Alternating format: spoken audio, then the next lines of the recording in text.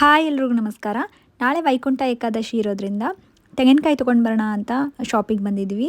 And ಇಲ್ಲಿ ತೆಂಗಿನಕಾಯಿ ತೊಗೊಂಡಾದ್ಮೇಲೆ ಮನೇಲಿ ಎಷ್ಟು ಪೆನ್ಸ್ ತೊಗೊಂಡು ಬಂದ್ರೂ ಎಲ್ಲೋ ಒಂದು ಕಳೆದೋಗ್ಬಿಡ್ತವೆ. ಅದು ಹೆಂಗೆ ಕಳೆದೋಗುತ್ತೋ ಏನೋ. ಸೊ ನಾನಂತೂ ಪೆನ್ಸಿಲ್ ಈ ಥರದ್ದು ಕಳ್ಕೊಳ್ಳೋದ್ರೊಳಗಂತೂ ನಂಬರ್ ಒನ್ನು.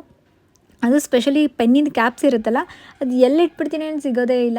ಸೊ ಹಾಗಾಗಿ ಕೆಲವೊಂದು ಪೆನ್ಸ್ನ ತೊಗೊಂಡೋಗೋಣ ಅಂತ ಇಲ್ಲಿ ನೋಡಿಕೊಂಡು ಪೆನ್ಸ್ನ ತೊಗೊಂಡ್ವಿ. ಆ್ಯಂಡ್ ಇಲ್ಲಿ ಬುಕ್ ಸ್ಟಾಲಿಗೆ ಬಂದಿದ್ರೆ ಚಿಕ್ಕ ಮಕ್ಕಳು ಸುಮ್ಮನೆ ಇರ್ತಾರೆ. ಆರಾಧ್ಯ ಅಂತೂ ಇನ್ನೂ ಮ್ಯಾಜಿಕ್ ಬುಕ್ಕು ಅದು ಇದು ಅಂತೇಳಿ ಕೇಳಿ ಅವ್ರ ಪಪ್ಪ ಹತ್ರ ನೈಸ್ ಮಾಡಿ ಕೊಡಿಸ್ಕೊಂಡ್ಬಿಟ್ಲು. ಅದಾದಮೇಲೆ ಪಾನಿಪುರಿ ಎಷ್ಟೊಂದು ದಿನ ಆಗಿತ್ತು ತಿಂದು, ಹಾಗಾಗಿ ಪಾನಿಪುರಿ ಆ್ಯಂಡ್ ಪಾನಿಪುರಿ ಜೊತೆ ಸುಖಾಪುರಿ.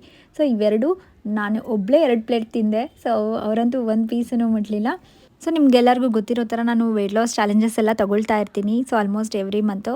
ಹಂಗಾಗಿ ಮತ್ತೆ ನನ್ನ ವೆಯ್ಟ್ ಲಾಸ್ ಚಾಲೆಂಜ್ ಸ್ಟಾರ್ಟ್ ಆಗಿಬಿಟ್ರೆ ಅದರಲ್ಲಿ ಸೊ ಅವಾಗಂತೂ ಫುಲ್ ಸ್ಟ್ರಿಕ್ಟಾಗಿರುತ್ತೆ ನನ್ನ ಡಯಟೆಲ್ಲ. ಹಾಗಾಗಿ ಇಂಥ ಫ್ರೀ ಟೈಮಲ್ಲೆಲ್ಲ ನಾನು ನನಗಿಷ್ಟ ಆಗೋವಂಥ ಎಲ್ಲ ಫುಡ್ಡು ಎಂಜಾಯ್ ಮಾಡ್ತಾ ಇರ್ತೀನಿ. ಬಟ್ ಡಯಟ್ ಮಾಡೋ ಟೈಮಲ್ಲಿ ಮಾತ್ರ ಕರೆಕ್ಟಾಗಿ ಡಯಟ್ ಮಾಡ್ತೀನಿ. ಸೊ ಅದೇ ನನ್ನ ಸೀಕ್ರೆಟ್ ಅಂತ ಹೇಳ್ಬೋದು ನನ್ನ ವೆಯ್ಟ್ ಲಾಸ್ಗೆ. ಆ್ಯಂಡ್ ಇದು ನೆನಪಿದೆನಾ ನಿಮಗೆ, ಕಾಫಿ ಬೈಟು. ನಾನು ಚಿಕ್ಕವಳಿದ್ದಾಗ ನನಗೆ ಫೇವ್ರೇಟ್ ಕಾಫಿ ಬೈಟ್ ಚಾಕ್ಲೇಟ್ ಆಗಿತ್ತು. ಬಟ್ ಮೊದಲೆಲ್ಲ ಬ್ಲ್ಯಾಕ್ ಕಲರಲ್ಲಿ ಬರ್ತಿತ್ತು ಅಲ್ಲ, ಅದೇ ಬೇರೆ ಥರ ಇತ್ತು. ನಾನು ನಿಮಗೆ ಇಲ್ಲಿ ಚಾಕ್ಲೇಟ್ ತೋರಿಸ್ತಿದ್ರೆ ಆರಾಧ್ಯ ಐಸ್ ಕ್ರೀಮ್ ತೋರಿಸಿ ಕೊಡ್ಸಮ್ಮ ಅಂತ ಕೇಳ್ತಿದ್ದಾಳೆ. ಬಟ್ ಇಷ್ಟು ಥಂಡಿಗೆ ಐಸ್ ಕ್ರೀಮ್ ತಿಂದ್ಬಿಟ್ರೆ ನಮ್ಗೆ ಮುಗೀತು. ಸೊ ವಿಡಿಯೋ ಇಷ್ಟ ಆಗಿದ್ರೆ ಪ್ಲೀಸ್ ಲೈಕ್ ಮಾಡಿ.